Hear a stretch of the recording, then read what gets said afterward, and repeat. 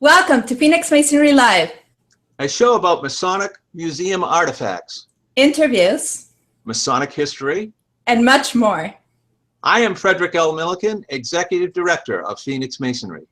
And I am Elena Llamas, Director of Public Relations for Phoenix Masonry. And we are here to celebrate our Freemasonry. Celebrando nuestra francmasonería. And we are welcoming to our interview today, Coach Dr. John Nagy. Welcome, Coach. Thank you for having me, Fred and Elena. And Thank you very much for coming. And what we do here is we celebrate our Freemasonry. And we are celebrating today with Dr. John Nagy.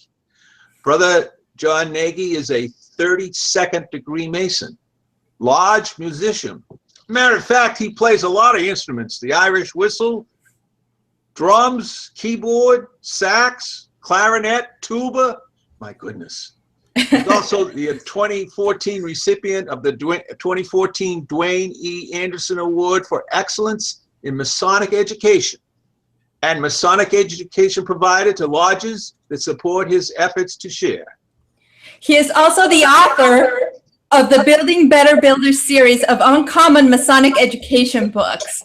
We want to apologize to our audience in case you hear audio difficulties. This is the first time we are going live, as our name indicates, and we are having a little bit of trouble with Frederick's audio, which, if you can forgive us this time, we will take care of all these difficulties, which we never had before. So going back into the coach's work, his books are Building Hiram, Building Boaz, Building Athens, Building Janus, Building Prepence, Building Ruffish, Building Cement, Building Freemen, and The Craft Unmasked, The Uncommon Origins of Freemasonry and Its Practice, which is the book we will be focusing on today. He also wrote the Journeyman papers, his videos, and his Uncommon Masonic Education workshop cover aspects of Masonry designed to build better builders. Professionally, John is a multi-degree professional business and life coach, technical advisor, trainer, lecturer, speaker, and writer who provides coaching, management, and technical support to business professionals worldwide. He has been in the coaching field since 1989, running his own coaching practice since that time. Coach Nagy is also a state-certified country mediator in Florida. He mediates court-ordered cases part-time in the 13th Judicial Circuit of Hillsborough County. Wow, that's a lot of stuff, Coach Nagy. Thank you. I'd like to start you off with a off-the-cuff question before we get into the nitty-gritty. Okay. And it seems to us that early on in your Masonic career, Coach Nagy, you took on the burden of enlightening brothers in the craft. Was there something that induced you to do so? Oh, gosh. Well, first of all, I'm getting some echo again. Yeah, Frederick, can you mute yourself? Wow. Hello? Okay, yes, wonderful. We can hear you. I came in wanting something, I guess, that I wasn't going to receive. And I started doing some research. And as I was doing research on different things, I started sharing them with my brothers in lodge. My lodge brothers encouraged me to do papers on this. And so I expanded the effort. And after I had several papers written, they said, well, what we'd like to do is see that in a book. And I eventually wrote Building Hiram in an effort to consolidate a lot of the research that I was sharing in the lodge. It got out of hand. What can I say? It grew into quite a big effort, and I've got quite a few books still in the works that are all things that I'm doing research on. curiosities that I wanted to know more about, and I start sharing with my brothers, and they want me to basically put it in writing so they can keep it keepsake. And so the Excellent. publishing effort is a way of taking what it is that I've done for myself and sharing it with more, the brothers that are asking for it. So it sounds like you have no plans of slowing down. You're going to keep bringing books to Masonry. God willing, it will continue. Yes. Excellent. So that leads us right into, asking you, Coach, why you are a Mason. Well, I think you can tell from the books that I put out that I enjoy building. But I think what you're really asking me is, why did I join the Freemasonic Society and continue to be a Freemason, right? Exactly. Well, I enjoyed the fellowship. I enjoyed what it is that I heard about it. I also joined believing that it would assist me in becoming a better man, which I believe it has. As far as remaining with it, through my association, I continue to find gems that add tremendous value to who it is that I am and what it is that I do as a man. Excellent. So you truly have exemplified applying the Masonic values and lessons into your own personal experience as a human being, as a man. Yeah, I very much like to think that I've incorporated the teachings into my everyday thinking, my everyday feeling and doings, plans, what have you. So my interactions with my brothers and even my family members in business. Excellent, excellent. So it's I like to compare this to the depending on one's religion, that there's a what would Jesus do, and I've also seen what would Buddha do. So you kind of go, what would that ideal Mason do in your daily life? It's the sense that I'm getting from what you're saying. What would Hiram do? There we go. So we need, I think, at this point, Coach, to try to differentiate Masonry from Freemasonry, because that's a big point you make. Well, you did catch that in the very beginning, and I'm glad that you did. I draw a distinction to help clarify the difference between the organizational work that is we are asked to do as Freemasons and the personal work that the ritual actually directs us to. So why is that so important? Well, when you don't draw a distinction, you don't know the difference, and it can easily get swept away in the mechanics of running the gym when all that you really originally joined for is wanting a good workout. Enjoy the gym and a workout. Would you explain that to our viewers, the difference between Freemasonry and Masonry? Sure, I'd love to. And thanks for asking. It's truly crucial to know the difference and at least draw the distinction when you want to get more out of your involvement other than just attending meetings. Now, let me go back to the analogy of the gym. Freemasonry is the running of the gym. Masonry is the actual workout. The actual workout. Okay, I need to get a little bit more about that. Oh, you're drawing me in here. Okay, Freemasonry is about the organization and its membership. Freemasonry focuses upon maintaining order. It does this through organizational hierarchy, the laws, the rules, traditions, etiquette, regulations, standards, processes, training, fundraisers. It has to focus on maintaining the organizational lore also, and that has to do with who's who, biographies of past Masons and present Masons, stories, ritual, lectures, and even the history that is handed down. Furthermore, it focuses on membership. This has to do with attendance, attrition, discipline, funerals, dues, and also learning the lexicon so we can speak the language, understand the symbols, and basically follow the scripts and the choreography. Freemasonry, in essence, is taking a suitable prospect, a man, and integrating him into that house not made by hand, also known as the Brotherhood, so that he can function very, very well within it and support the organization until he no longer can do so. It's all about making good members better members. Masonry is a different beast. It's all about, and let me personalize this, making a good man into a much better man. It focuses upon moving him from youth to age. at least the ritual points us to. It focuses upon proving what the man already has, on building him up, augmenting him where he's lacking. Masonry, in essence, focuses upon taking him off his mother's breast and preparing him to face the world as a man. Are you saying something like, I'm going to use another metaphor here just to wrap it up, see if I got this. You're saying Freemasonry is the institution, let's say a bakery, and it concerns itself with keeping it clean and making sure the dishes are clean and getting the ingredients to bake. And Masonry is the act of baking. It's the actual processes that go in there, the bringing out the results, the cakes. Is that kind of what you're saying here? I'll go much deeper. It's investing in creating the bakers, making the bakers the best that they could possibly be. Exactly. It's not about the food. It's not about the product. It's about the individuals, transforming them into individuals who can't mix, can't boil water, to tremendous chefs. That's an excellent distinction, because you have the Freemasons that are doing the Masonry, and you have the results, the bettering of humanity, the charities, you have all of that. But the focus is not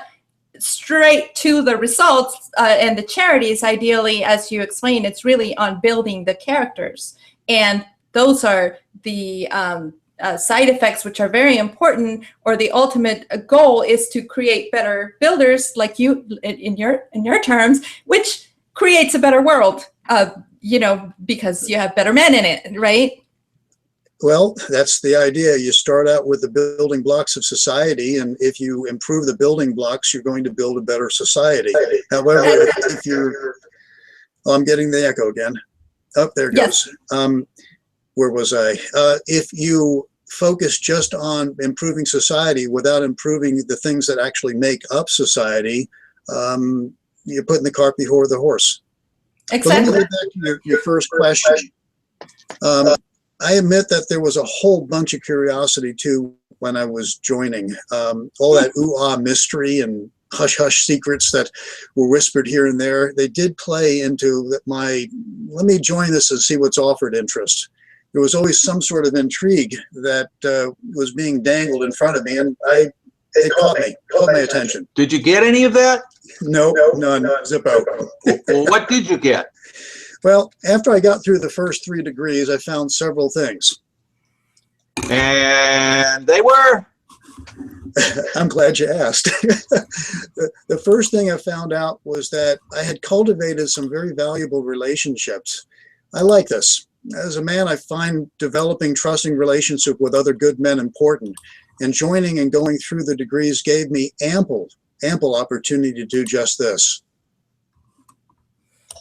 And what else, maybe? Did you find something else? Yeah. Maps. Maps? Yes, maps. What kind of maps? Maps that showed me the landscape of a man's life, in personal, my life. Well, I hate to ask this, because the last time I asked it, I got a whole 10 minutes, but please expand on this.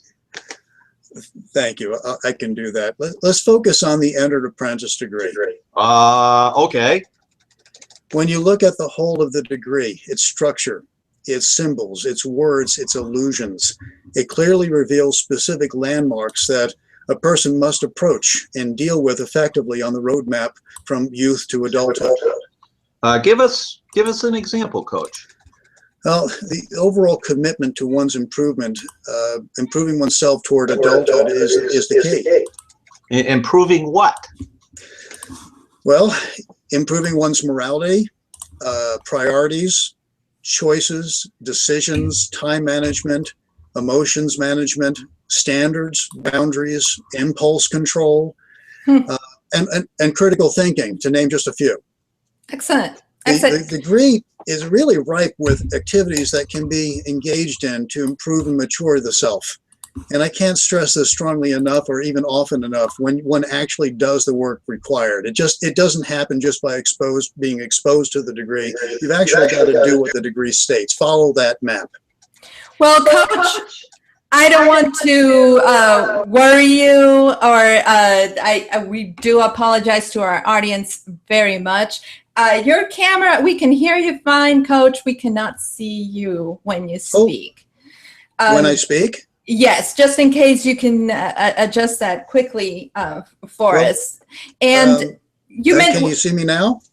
No, I will let you know if you come on. And while you do that, I do want to mention that Frederick and the coach have collaborated numerous times on various articles, and Frederick has reviewed books for the coach many times as part of Phoenixmasonry, and we will be linking the articles on this video below, and so that if you're interested in the Building Better Builders series to see more about it, and the coach's blog, which we will get to shortly, or read the book reviews that Fred has done of the coach in the past. We will link those below. We can see you. We can see you clearly now. Yes. It's all fixed. This is our first time live, and who knows, it may be our last time after all of this that we are encountering today. And we do thank you very much to the audience. We are a new show. We appreciate your patience with us. We are really trying. We are, as all of Masonry, we don't have a ginormous budget, so we do we do the best we can. We're all sitting in our private offices here. We don't have technical assistants. We are the technical assistants, so thank you. And so please go on. Rewind. You said we don't have a large budget. I wasn't informed we had a budget at all. Wait a second. Yeah. Okay. I want to get back to this now. There was more to this morality and stuff. There's some more stuff here, I think, isn't there, Coach? Yeah. Let me give you a bundle.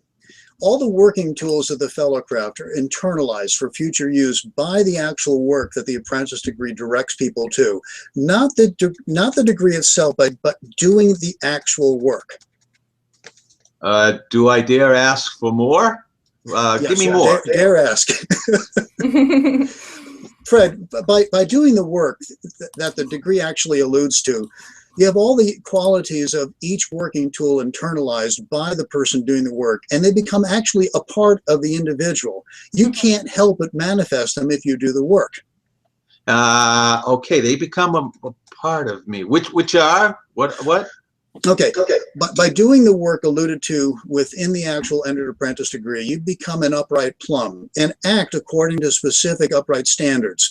You also become square and act moral and virtuous. And of course, the last working tool of the Fellowcraft is you become level. You actually act fair and balanced in dealing with not only yourself, but others as you approach life and business and in personal life. Each is an exemplification of the Fellowcraft working tools. Each becomes a part of you. Each is manifested through who you become.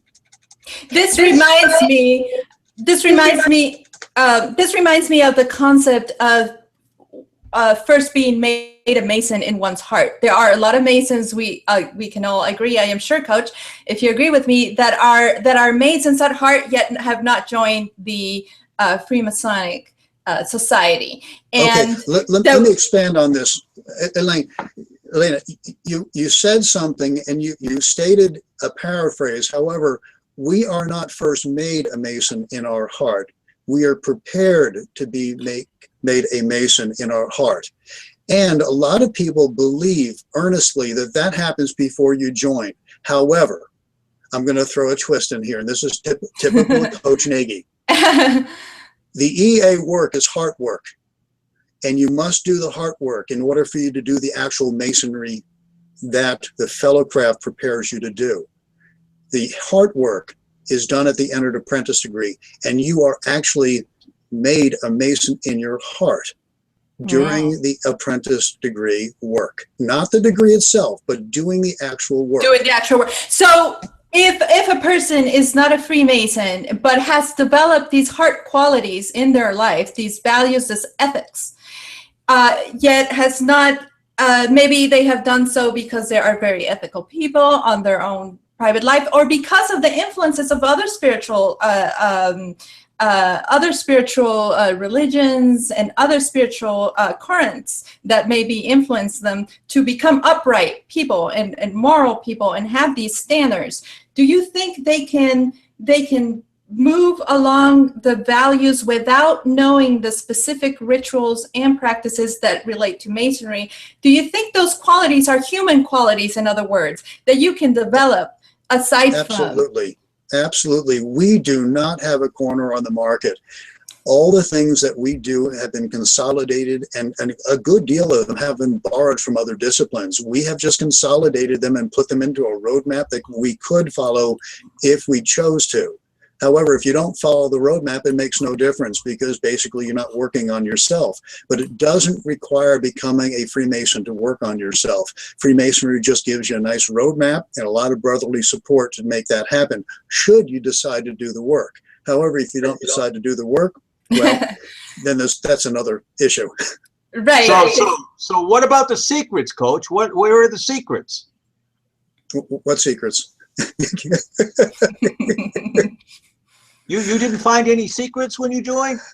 I did not find any secrets, and it's a shame that we actually use this word secret to describe things that are simply information we regard as confidential to our organization. Private. Yep. How so, Coach? Well, this is just an opinion, mind you, one based upon a few years dealing with some very, very hardcore craft zealots, for lack of a better phrase. I think we do a lot far better by having a discussion about integrity of one's word, the benefits of keeping one's word, and what occurs when one is not true to one's word. We need to tell the candidates that they need to know up front that keeping our word by sharing and protecting confidences is an unbelievably valuable discipline that is necessary to life. It reflects maturity and respect, well, rightful respect. It's part of growing up. And by using this word secret, it really takes the education in a whole different direction. There's a reason for confidentiality and keeping it. It's what mature adults do. I think historically, unfortunately, for Freemasonry, the whole secrecy side, as seen from the general public, has taken a sinister flavor too at times, right? Because it sounds like, well, if it's secret, they're really protecting it and have all these scary oaths. It must be. It actually had a tremendous backlash during the Morgan Affair incident, and you actually had people running for office on an anti-Masonic platform because there was a lot of assumptions that were made about the organization that were just utterly unfounded. But because the mystique of the way that it's been marketed and what have you, and spoken around in circles, hush hush, they're going to think the worst, particularly if there might be some animosity toward what people wind up getting in their lives as a consequence of just living it rightfully. Well, while we're talking about secrecy, do you talk about in your work what you do in the craft unmasked a little bit in terms of mystery? There's the mystery and the sense of receiving something sacred, so sacred that you have to be properly prepared to receive it, thus it's secret to everybody else, and that sense of the word or the concept. And then there's the secrecy like you described, which is the more unfortunate side. So you do touch upon the mystery, right? And you relate it to the history of the craft guilds. Do you want to talk a little bit about that? Yes, I do. And if you would like to jump to the outline section on the craft unmasked, I'd love to do that. Okay. Yes. So let me pull that up on my screen so I know what we're talking about. Yes, we have prepared an outline like we always do here on the show. The topics that we want to make sure we cover, and so this is one that we want to focus on, which is the coach's latest book. How about we come back to the craft unmasked a little bit later? Let's talk about those memes that you were asking me about. Oh yes, I want to talk about memes. I love your memes. Your memes have been around for a long time. I was a fan of them before I came into contact with you, because I like to make memes myself. And so tell us what's a meme? How do you define it? Tell us a little bit about your meme making. Well, how do you define it? How do you understand a meme? Well, that's a good question. I would say a meme, as we are talking about here, would be a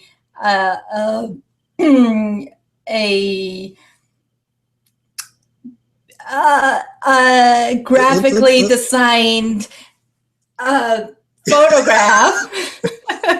photograph, in your case, with a stimulating quote from yourself, sometimes quotes from books, with, that it's a stimulating thing. And I'm going to show some examples so people can see what we're talking about. We can see some of your memes.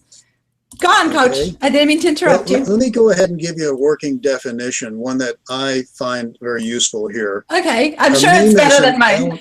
I'm sorry. What's that? I'm sure it's better than mine. Let me give you a working definition. A meme is an element of a culture or a system of behavior that may be considered to be passed on from one individual to another by non-genetic means, especially imitation, emulation, and, wait for it, irritation. So what's the difference between imitation and emulation? There's some overlap. The distinction I draw are that the former, the imitation, is superficial and focuses upon mimicry. There is often no end in mind with the copied behavior, idea, or style. However, the latter, the emulation aspect, requires a much deeper understanding of what's behind the behavior, idea, or style. The end in mind is actually kept in mind, and what it actually takes to match or exceed any particular result of that emulation. So you obviously have been making these for a number of years. Can you give us a ballpark of the number of years you have been at it? Oh gosh, I'll give you the number of years, and I'll also give you a little bit of a background. Sure. What I found is when I created just a thought and threw it out there, that I might get a few likes. But when I actually put the thought in a picture, not only would I get some likes, but that baby would just travel all over the place. And I learned this sometime between 2010 and 2012. It just occurred to me like, holy crow, I need to start putting these words that I have in my mind that are circulating around in there into some sort of interesting picture and just slap it up on Facebook and allow it to migrate in directions that are most infectious. And so long about 2012 is when I started recognizing this, and I've been doing that ever since. I've got thousands of memes now that are posted on Facebook and around the web that are basically designed to help people see things differently, improve their thoughts, their thinking, and perhaps even their behavior. It's all improvement based. So do you think these are basically an effective way to communicate? Well, I think they serve their purpose quite effectively. And do you have any favorite style, any favorite memes? Let's see. I think, oh gosh, let me do this categorically. I like those memes. The favorites are those that stir the deep pot of discourse and help create eureka moments for those who read them. Are there any other categories you want to add to this? There's some memes that reveal and disclose through follow-up responses to them how brothers view and approach the world. Unbelievably revealing. They sure do open the door to discourse and attitudes. Oh yes, you have a very cunning sense of humor, which shows up in a lot of your memes. And tell us about that. You have a very sharp personality, which I have to say, being familiar with it through your sharp humored memes, I was suspecting a lot of that in your book, and we will get to the craft unmasked shortly. But I can tell you it is not a humorous book, so you definitely have aspects of your work which are very, very different and diverse. Well, thank you. Gosh, how do I follow that up? I can tell you that there is humor in every last one of my books. Some of it is very, very deeply masked. If you are in on some of the humor and inside story on some of the things that I write, you'll recognize it immediately. However, if you're not back channeling with me, it's going to go right over your head. But my books are filled with memes too, and if they help bring a smile to the face, or maybe a tight giggle to the gut, maybe a warm glow of clear, touching understanding to the heart, I've done my job. Well, you do have this clever smiling mask on your cover, which is familiar to many people through various sources. Perhaps we have it in a movie, Guy Fawkes. We also have the group Anonymous, the hacker group, has used this mask, and we also but it has a unique history. Can you tell us why you chose this mask as for your book? And the book is called The Craft Unmasked. It is indeed. That particular mask was first used by observers of something called Bonfire Day out in England. And in the later part of the 18th century, that actual mask was used by little people to beg for money and food and what have you. And it became known as the Guy Fawkes mask. But, Guy Fawkes is that guy who was part of the conspiracy between the 1605 gunpowder plot. And as far as the use of the mask, I was looking for a very good mask to use for the cover, and one that I wouldn't get any trouble for using, one that was copyright free, so I didn't have any kind of problems there. And I knew that this one had an edgy conspiracy feel associated with it. So, it's a good picture. It was free, had an edgy conspiracy thing associated with it. But in order for me to use it for the book, I had to justify using it because of that conspiracy feel. So basically, I had a chapter in my book addressing Masonic conspiracy issues. And I figured, hey, now it's appropriate to use. And I also think that it adds a little humor to a very, very heavy subject. And some readers have actually told me that it was a perfect fit for what it is that I wrote. It actually, grabbed some attention for sure. But as an aside, I've got to tell you, I can blame it all on a very good brother, fellow writer up in Georgia. He's a friend, and as I was talking with him about the book, he takes me aside and basically says, Brother John, you got to make this book cover sexy. And I'm afraid the Guy Fawkes mask is about as sexy as this book is going to get. It has been. I remember when I first encountered it. It does hit you. And so the response to the cover by the brothers in general, how's that been? Very positive. A lot of them giggle at it. There's a few that say, "Oh, why do you do that conspiracy?" Because I get from their heart that they're concerned about Freemasonry being once again associated with a conspiracy. And if my brothers took the time to read the conspiracy chapter, I think they would be coming away not only laughing at all the things that go on behind these conspiracy issues and thoughts and conversations, but to take a really good look at some of the despots and the tyrants who have come into power, who have taken and attacked Freemasonry because it was an easy victim, and because they thought the worst, and we don't deserve it. And that particular chapter does address it very, very clearly. Conspiracies, they're just not there. And actually, there's one conspiracy, but I'll read about it in the book. And while I have the book here, I want to show this is an autographed copy that you presented to Frederick. That was an honor to do so. And then he let me borrow so I could read. And you also have what caught my attention that you have in the first page and then throughout the book is this pigpen Masonic cipher. Yes. Yep. Yes, that is a very nice detail. And it's filled with excellent photographs, and you have these lovely small, if you can see, there's a point within a circle, a square and compasses. It's very nicely designed. I can see you have an eye for design, which obviously shows up on your means. It's a very nice, very nicely illustrated book. You also have a blog, the Building Better Builders blog, BBBB. What was the original intent of that blog? Oh gosh, well, let me go up to my outline so that I Yeah, sorry.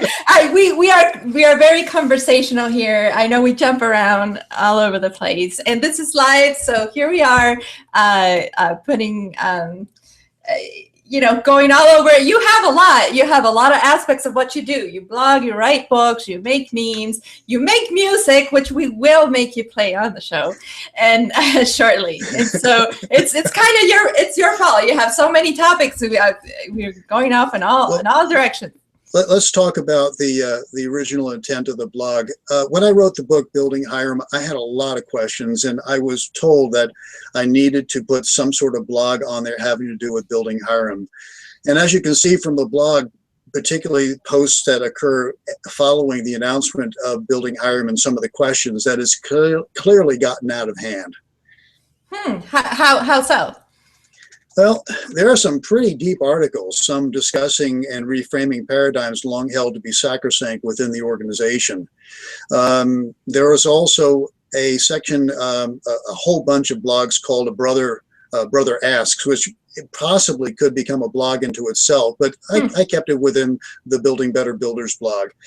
Many are put up there simply because they are being asked so often by so many brothers that I've taken time to write out the question and answer so that if there's any brothers who want to take the time to read the Q&A, I find it useful information. And of course, there's also the satirical instruction pieces that I put up, not so much to poke fun at the insanity, but to help temper the insanity with some insights that might not be read about had it not been put in a humorous, tongue-in-cheek fashion.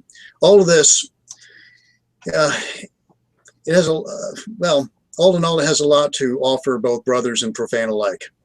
So does your experience, we were talking about your diversity of experience and abilities, does your experience being a personal and business coach drive you to search for meaning and derivation of Masonic information and values? No.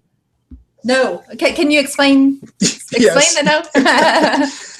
I have a passion for light, and that's exactly what drives me to seek meaning. It's also my background. I have engineering and transformational programs, a lot of engineering and transformational program background, and that drives my Masonic interest. I see so much within Freemasonry as transformational. There's an unbelievable amount of transformational-based material sprinkled throughout ritual. And I'm into transformation, especially, of course, building with the engineering, especially toward and for the better. I want to believe that I'm actually helping the world become a better world. Which is, like we were talking in the beginning, what happens when you build better builders. And so you have your blog, and you also have your book series, the Building Better Builders book series that use the catechism method of teaching, where you have, as I understand it, Q&A, like you were saying. Why did you choose this method? The method's extremely familiar with brothers, particularly around the circle of brothers that I was entered, past, and raised with. And it's also something that they're very familiar with, and I wanted to be able to help them most. Catechism actually rewires the brain. I don't know if anybody ever talked with you about catechism before, but it actually rewires the brain to seek to ask questions and also to seek to find answers. That can rewires the brain. Can you expand on that idea? Yes. By actually practicing the inquiry and responding, you train the brain to seek and deliver. To seek and deliver. Is that the question and answer Yes. Oh, okay, okay. And you call it catechism. This is Yes. Masonic catechism, which is part. It is somewhat there in the studies of the degrees. Am I correct? I believe this is so for every type of masonry out there. They have some study in question and answer format. Proficiencies within a lot of jurisdictions require you to be able to answer all the questions, and it's basically learning the roadmap of each degree. You go from the very beginning all the way to the end, and you're asked questions. It's a prompting, and it's the best way to describe it, it's very much like a Masonic Roman room. You are given a question and you recognize the question immediately. And because you recognize the question immediately, you know exactly what you must say in response to that question. Mm-hmm. So it's a way of basically training the parietal lobe, which talks about spatial recognition, memorization, and learning the terrain of anything, and that's both internal and external terrains. You actually rewire that section of the brain and make it receptive to actually seeking, or shall I say, traveling. It actually creates a traveling man. Okay, and that is wonderful. But I see time flying by, and I want to get to something really important here. In fact, I'm not too happy, Coach, because the craft unmasked to me seems to be a groundbreaking work, and I don't think people are giving you credit for it. As a matter of fact, I think some of them are snickering in the background. But maybe we can discuss your theory of the origins of modern speculative Freemasonry a bit here. Okay, where would you like to begin, brother? Well, you have a stern warning at the beginning of the book, right? I do. Okay, so let's start there. Well, the warning is basically saying if you want to discuss this origins theory, it's best to discuss it with individuals who have taken the time to actually read through the material, the evidence presented, actually go through the information, and at the end understand how the conclusions were based.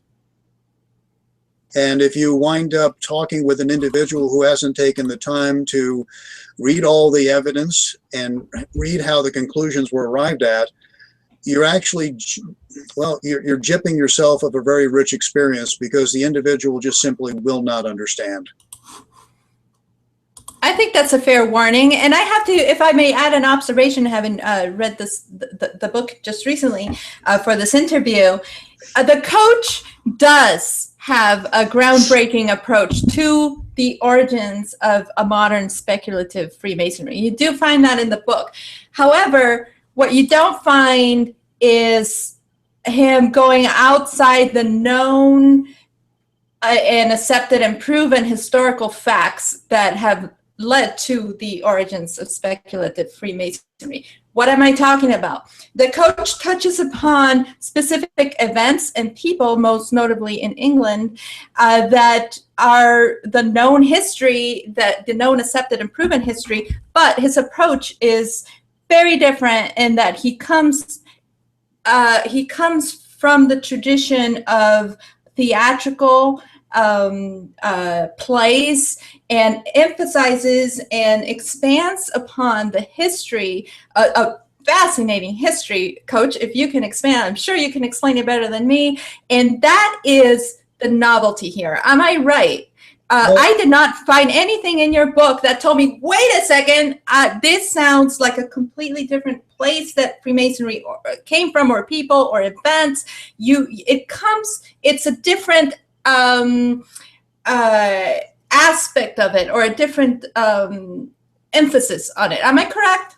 Well, Elena, the approach that I took was that of a business coach. I evaluated our organization as a business coach. I took a look at what we profess that we do. I took a look at all the material and the history. I took a look at what we actually do and the results that we do, and it just simply didn't match up. Oh. And as a result, I wanted to make sure that I didn't write anything in this book that wasn't observation based. I didn't want to write anything in the book that required any reader to suspend disbelief. And so I laid out basically a track. I presented all the information, what it is that we do, what it is that we profess that we do, what it is that original Stonecraft Masons actually did, and how they brought about rearing their young, so to speak. And I compared them. Here's how we rear our young, and here's how they rear their young. Now, you decide, is there an actual match between what it is that they did and what we're doing? And if there is a match, great, show me where it is, because obviously there is no evidence showing that there is an actual match. However, if you take a good look at what we actually do and try to match that up against what has classically been known to be professions in the past, and also take a look at what it is that was going on in and around the premier Grand Lodge, basically announcing it's coming into being, you'll notice that there were some professions and things that were going on in Europe that reflect very highly upon what it is that we do as an organization. And so that's how I went about my approach. And that's brilliant. I basically observed, I laid out all the evidence. I said, okay, based on the evidence, what is it telling you that we do?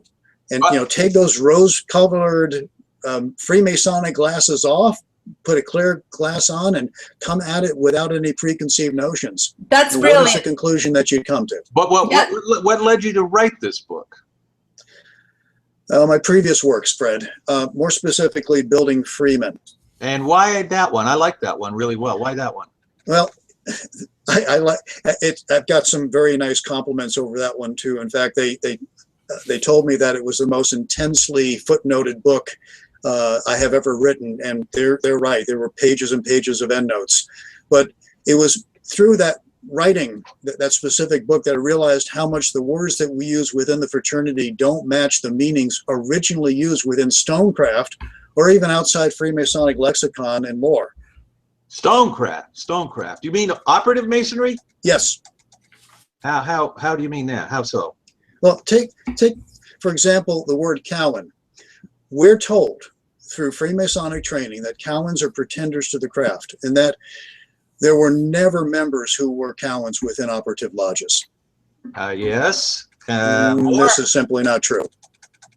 There were members who were Cowans that were part of operative lodges. They served apprenticeships and were paid masters. I wrote about this extensively within chapters 10 in both Building Roughish and Building Cement. Then why are we told to keep Cowans off? Yes, thank you. That is a great question. That's the kind of question we ought to be training our brothers to ask. So let's get into it. Okay, let's get into it. We need to be focusing upon the symbolic application. In reality, a Cowan is not a pretender. That's the myth created by unknowing Freemasons. A Cowan is a dry docker. A dry docker is a rough mason, as opposed to what we focus upon, which is square masonry. This means that they don't square their work and they don't build with cement. And cement, as you know, is a very important element, building material for Freemasons. It unifies the building into one common mass. That building is our brotherhood. Cowans are not interested in unification. Freemasons are told to not allow them in their lodges because Cowans build without cement. They do not build to unify. They don't square their work, hence what they produce is filled with holes. If you were an informed, masterful square mason, you know something about the tiler's job that he doesn't. You also know that he most likely doesn't know who he is supposed to allow in the lodge and who he's supposed to keep out. The implications of unsquared, uncemented work tells you that what they offer, what Cowans offer, will eventually produce ununified lodges filled with holes. Are you talking about the member who is self-interested, or the one who creates a lot of, who is perhaps not ill, maybe they think they are sincere, but they create a lot of disruption? Are you talking about that kind of character? Elena, remember what I said about the apprentice degree, all that work that basically squares a man? Mm-hmm. Well, if you are uninterested in squaring your work is you. If you don't do your apprentice work, what you basically do is you move up the chain, but you've never squared your work. Not only that, at the entered apprentice degree level, if you're doing the work of the entered apprentice, what happens is you're developing brotherly love and affection. You are cultivating cement, of which when you are finally passed and raised, you will have square work as your basis and you'll have plenty of cement to share. However, if you don't do the work of the apprentice degree, what it alludes to, you literally wind up with Calvinistic tendencies. Your work is unsquared and you don't have the love that you could. Now, I noticed in all that you write, Coach, that you constantly go back to the original meaning of words, and those original meanings have become reinterpreted to new meanings, and as we use them with new meanings, we actually are not describing Freemasonry correctly. Yes. What other words did you find that have been changed so much? Oh, one of the most radically changed words that you will ever come across is that word free. You know, the word free that's associated with free and accepted Masons, free stone, free born, all of them use the word free. Mm-hmm. And at the time that they were implemented, when they were actually created, the word meant superior, excellent, and pure. And well, it doesn't mean unrestrained or easy to work with or not a slave, respectively. This also applies to the word pair, free space Mason, as opposed to the compound word Freemason. The research that I did on this is all covered in Building Freemen. You said originally that you like to build. Did you write your books or did you build them? I'd have to say that I built them. Why is that? Well, because every single book started out with a cornerstone, and they were each built upon its cornerstone. What was the cornerstone then for the craft Unmasked? Mastery. The word was mastery. That is the cornerstone. That is the inkling. That is the rabbit that I chased down that rabbit hole like a man with his head set on fire, gnawing his way through a brick wall for a bucket of water. You do talk about mastery and mystery. Fred, did you want to say something? I'm getting that echo again. Hello? Better. Okay. Well, because of the technical difficulties we've had in the show, once again, we're sorry. We're going to keep, if the coach agrees to stay with us, let's say 10 minutes past the hour, because Sounds the good. conversation is good, and this was distracting to everybody. So we'll make it up that way. Thank you, Coach. What I wanted to say was it sounded like you were entangled here. Yes, very much. What I found is that the word mystery actually had a tremendous entanglement with mastery. And what I was originally doing was looking up the word mastery, and I came across the word mystery, and I found that the two words were used interchangeably originally within the first 100 years of them coming into being in English language use. They actually didn't, mastery actually denoted the same thing as mystery. It denoted profession and or occupation. And this is the whole crux of the matter. We have it right here. And why did this become a cornerstone? Well, if I wanted to know what your profession was, I'd ask you, what's your mystery? It wasn't until years later that these two words actually took on different meanings. And what happened is that there were, at the time that this word was being used interchangeably, there was something called a mystery play. Mystery plays. Yes, Oh. plays. You're getting into a fascinating part of your book. It is my favorite part of the book. I love it. We are getting into theatrics, morality plays, mystery plays. So go ahead, Coach. Well, there's much more to explain here, I'm going to nutshell it because I don't want to give away too much. Mystery plays are plays that were put on by the mystery guilds, which is another way of saying the occupational guilds. Mhm. Guilds like blacksmiths, tailors, bakers, and yes, even stonecrafters. At one time, the occupational or mystery guilds put on plays for the general public. Why did they do this? Well, that's a great question, Fred. And to get to the answer, you need to understand that religious institutions at that time used plays to educate the public. Over the years, the guilds took over the task and eventually used these plays for product and service placement, all under the guise of educating the public, sort of like a medieval marketing effort. Eventually, if you were actually involved in putting these mystery plays on, you would become extremely astute at these theatrical efforts. And you just could not help but become a very good actor. So how did these discoveries lead you to write The Craft Unmasked? Well, things simply did not match up, as I had said before. How so? Well, as a business coach, I've been trained to evaluate organizations and the systems they employ. When I evaluated our organization, when I took what we claimed we do and examined where we said we got all our stuff from, I matched that up to what we actually do and the results we actually get. I soon realized that I had been seeing the organization through some unexamined, uncontested, and assumed preconceived notions that had no bearing on reality. I also realized that, there's a lot of brothers have become disillusioned and they would leave. Why did they become disillusioned and leave? Well, they leave because they came to realize that we are not what we appear to be, and that they'll never get what it is that they came to receive.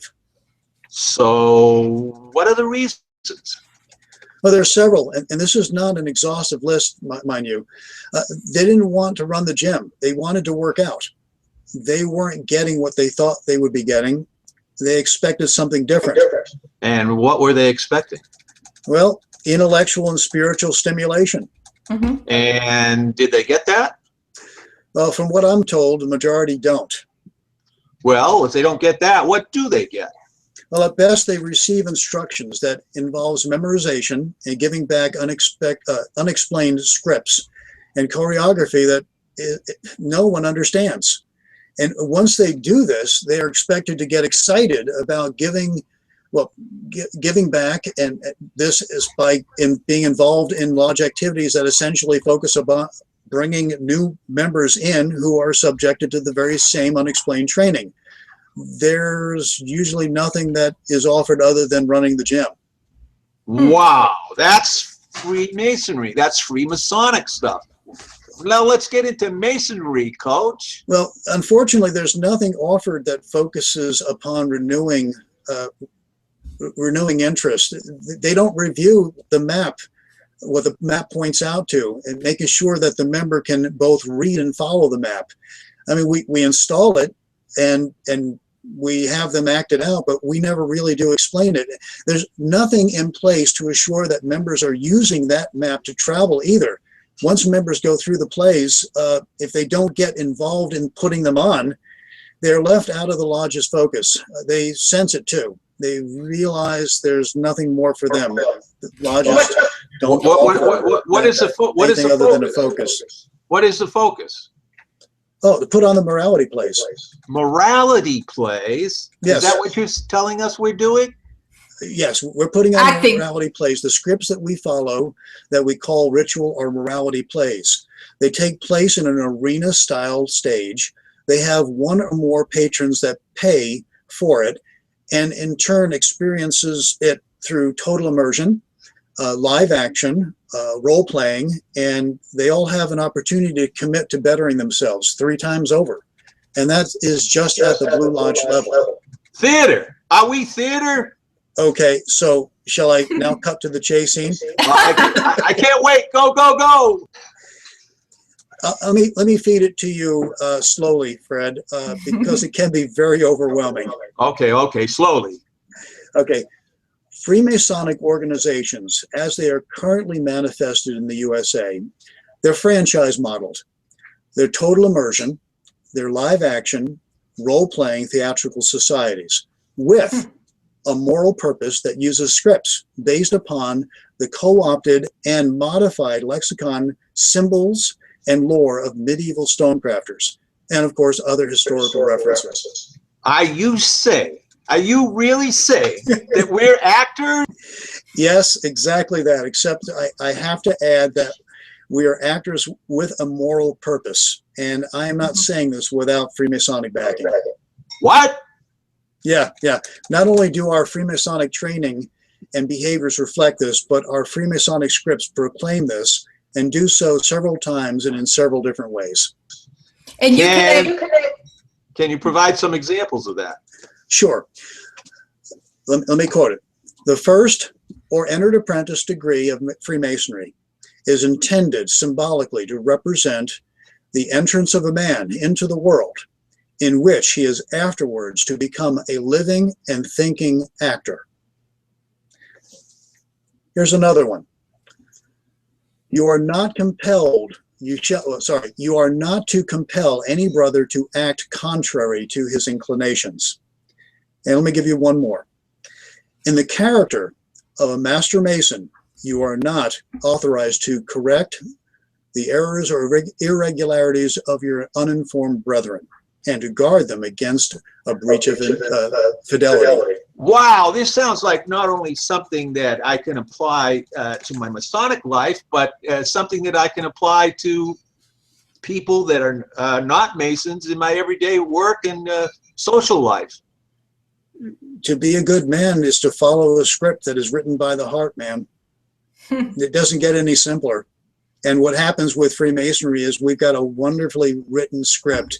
Brother, I've got to tell you, and sister too, we have an organization that allows king and commoner to come together, to drop the facade of outside life and to don the mask of Masons, to accept the role with joy in our hearts and to come together in unity. Where do you see that kind of harmony elsewhere? In your book, readers out there and potential readers, you will find a lot more on the history of these plays and how all this theatric came into Masonry, or how Freemasonry came from all the theatrics. And you also find what the coach was expanding on here, critiques of the organization, that, you know, why members are leaving, what they're not finding in it. Yet you find a profound respect for the traditions, for the morality, for the lessons. And so it is a critique of a concerned member that has really internalized the lessons himself, as is evident from the writings. And so I really recommend all of it, but especially the part on the theatrical traditions, which you date back to when, Coach? Can you tell us about the origins of these theatrical traditions? Yes, I could, but I'm not going to go there. Okay, we're going to leave a little. That is one of the most profound aspects of where our profession actually originated, how it came into being, how one man basically did something different, and it transformed the face of religion and society, and how organizations go about enculturating their members and their staff.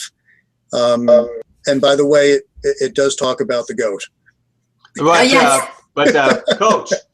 Coach, there may be something that you can say further on the subject, because I don't have the exact quote, but somewhere I read, I've read so much of your stuff that, you know, it's all floating around in the brain here. But yeah, imagine me. I've got something like 12 books I've written, and I've got 12 more I haven't published yet. It's a blur. Okay, but here's something meaty for me. You said, paraphrasing you, that stonecraft really has nothing to do with Masonry. Explain that.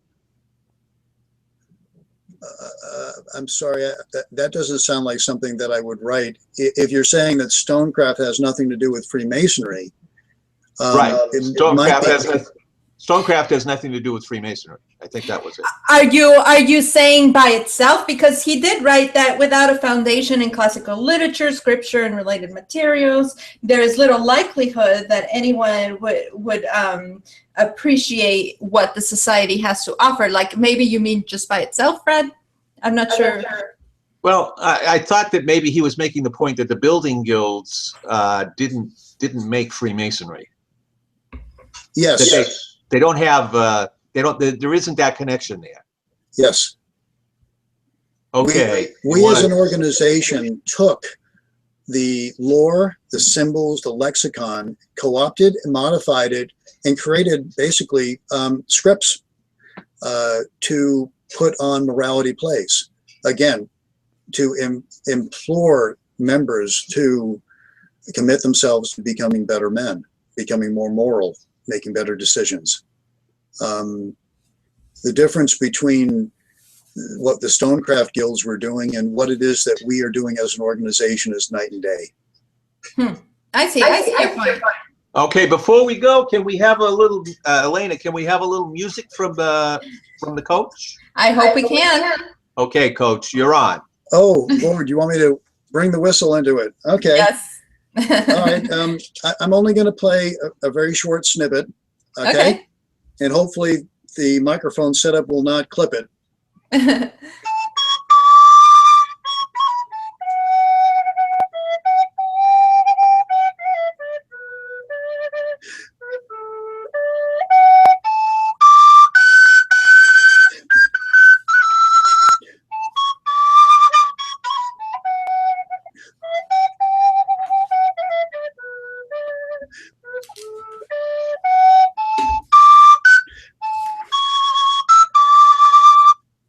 And there we have the multi-talented Dr. John Coach Nagy. As we end now, I think I'd like to have you say a few words about, I hear you have a new book coming out and your January speaking schedule in Indiana, isn't it? Can you say words about those two things? Indiana, I've been asked to come up and do a talk on mentorship. It'll be about anywhere from 35 to 45 minutes long, between 11 o'clock their time to approximately a quarter till. It's on Founders Day that this is taking place, the 14th of January. It's next Saturday. And about 3 o'clock, I will be also right across the street at the Lodge of Research, doing a talk on the craft unmasked. And that's what's upcoming. As far as a book that has recently come out, it was called the Journeyman Papers. And if you like symbology and you like looking at allegory, I've got to tell you, this is a trip. It's not put out there as a Freemasonic book, but I can tell you, if you're a Freemason and you are into discovery and tunneling in and chasing metaphorical rabbits, this book is a trip. Well, good luck on those events. Thank you very much for coming. We apologize again for our technical difficulties, this being our very first live show. We promise you we can only get better at it. And I would suggest that in the future, we would like to have the coach back again, but this time, great. That would be awesome. Without any difficulties, we promise you that. We would love to have you on, and we will talk to you after we get off the air, and certainly handle the details of that, and we'll let you know in the future. And we cannot thank you enough for this conversation, Coach. Thank you. Well, thank you. It was an honor and a privilege. I appreciate everything that you did to bring this to light and to our brothers and sisters out there. And I do very much look forward to doing this again. Hopefully we'll have ironed out all the bugs next time, and it'll be a little bit smoother. Oh, yes. We promise you that one. You have our word. And thank you, everybody. That's all we have for you this time. And this is Frederick L. Milliken. And Elena Llamas. Parting on the square. Saying goodbye. And parting on the square. Pot.